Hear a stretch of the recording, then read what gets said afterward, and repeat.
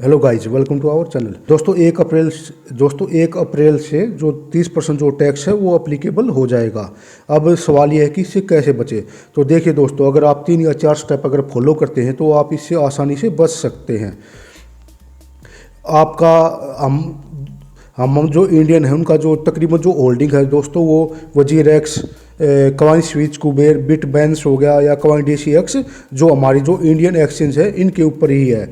दोस्तों ये वही करेंगे जो सरकार इनको बोलेगी, क्योंकि इनको अपना जो बिजनेस है वो भी यहाँ पे इंडिया में चलाना है। तो जो इंडियन एक्सचेंज है, अगर इनके ऊपर आपकी जो होल्डिंग है तो आपको 30% टैक्स को देना ही होगा, जो कि एक बहुत ही ज़्यादा है। अब इससे सवाल ये है कि अब इससे बचे कैसे। तो देखिए दोस्तों, अगर आप 3 या 4 स्टेप अगर फॉलो करते हैं तो आप इससे आसानी से बच सकते हैं।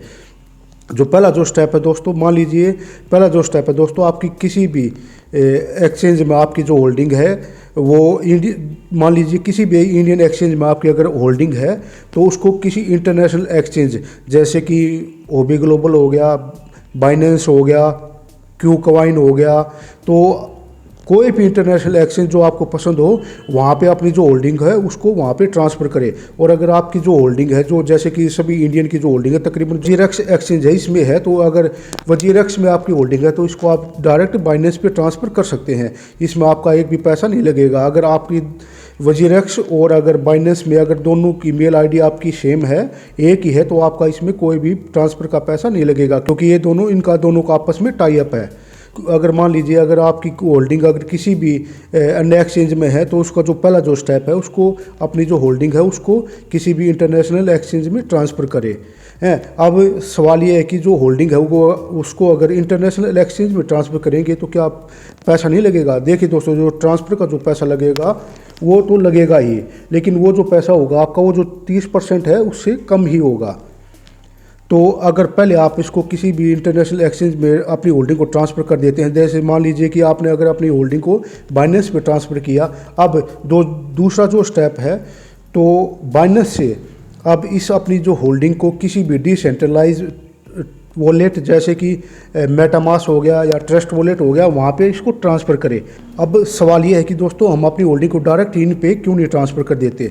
तो देखिए दोस्तों, ऐसा नहीं हो सकता। ऐसा करोगे तो आपको टैक्स देना ही पड़ेगा, क्योंकि अगर मान लीजिए आप वजीरेक्स से डायरेक्ट ट्रस्ट वॉलेट पे या मेटामास्क वॉलेट पे ट्रांसफ़र करते हैं तो सरकार इसको ट्रैक कर सकती है और आपको टैक्स देना ही पड़ेगा। तो सबसे पहले अपनी जो होल्डिंग को बाइनेंस या किसी भी अन्य इंटरनेशनल एक्सचेंज पे ट्रांसफ़र करें और वहाँ से उसको फिर जो डिसेंट्रलाइज जैसे वॉलेट हो गया, जैसे ट्रस्ट वॉलेट हो गया, मेटामास्क वॉलेट हो गया, उसमें आप इसको ट्रांसफ़र करें। कि आप लोगों को पता ही है कि जो ये ट्रस्ट वॉलेट होता है या मेटामास्क वॉलेट होता है, इसमें जो KYC होती है दोस्तों वो बिल्कुल भी नहीं होती। तो जैसे ही आप बाइनेंस से या किसी भी अन्य इंटरनेशनल एक्सचेंज से अपनी जो होल्डिंग को इन वॉलेट पे ट्रांसफ़र करते हैं तो जो कनेक्शन होता है जो ट्रांसफ़र का, सरकार उसको ट्रैक नहीं कर सकती। तो पहला स्टेप क्लियर हो गया। अब दूसरे स्टेप में दोस्तों आपको क्या करना होगा कि जैसे ही आपने मान लीजिए अपनी होल्डिंग को बाइनेंस पे ट्रांसफ़र कर दिया, तो अब इसको आप बाइनेंस से वापस ट्रस्ट वॉलेट में ट्रांसफ़र करें।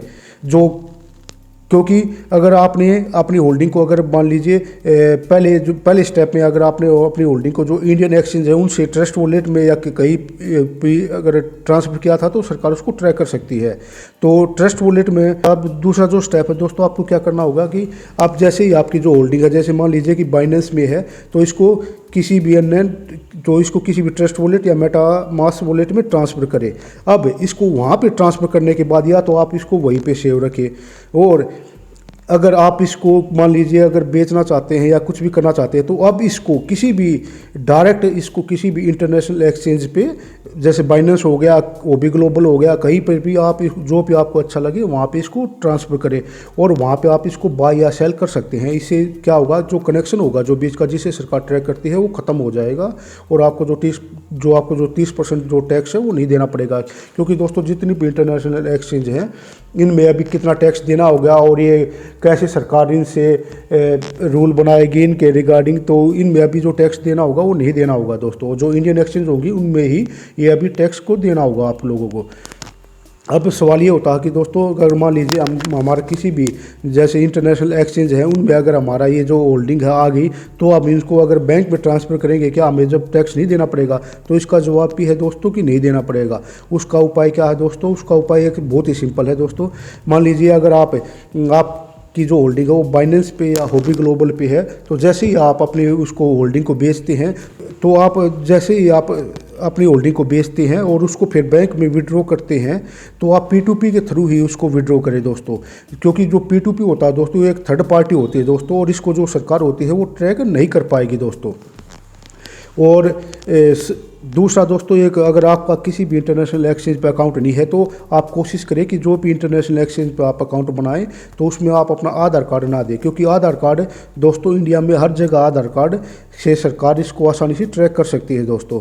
तो अगर आप आधार कार्ड ना देके अगर आप वोटर ID कार्ड या ड्राइविंग लाइसेंस देंगे तो उसको ट्रैक करने में आसानी नहीं होगी दोस्तों। और इंटरनेशनल एक्सचेंज पे क्यों नहीं टैक्स देना होगा दोस्तों? उसका कारण पे एक सिंपल सा ही है दोस्तों। अगर आपने नोटिस किया हो तो जब भी आप इंटरनेशनल एक्सचेंज पे KYC करते हो तो दोस्तों वहाँ पे है ना, आप अगर अपना आधार कार्ड या पैन कार्ड पे दे देते हो तो आपके पास कोई भी OTP नहीं आता। तो उसका जो सबसे बड़ा कारण ये है कि ये जो एक्सचेंज हैं ये अभी सेफ हैं, और इनसे अगर इन पे होल्डिंग रख के अगर P2P के थ्रू अगर आप बैंक में अपने पैसे विड्रॉ करते हैं तो टैक्स से बचा जा सकता है दोस्तों।